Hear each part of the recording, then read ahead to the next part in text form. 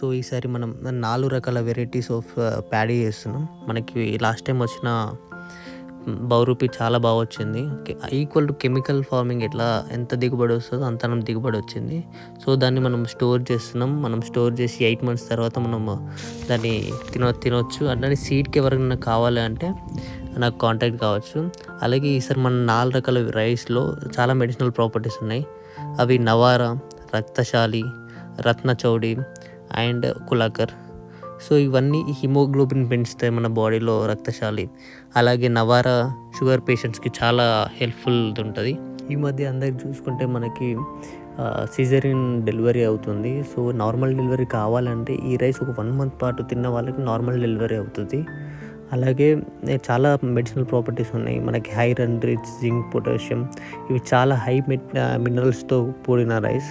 So ఇవన్నీ మేము natural farming చేస్తున్నాం. అసలు కెమికల్ అనేది లోపలికి రాకుండా అసలు 0 కెమికల్తో చేస్తున్నాం. Only cow based farming, go ఆధారిత వ్యవసాయమే చేస్తున్నాం మేము.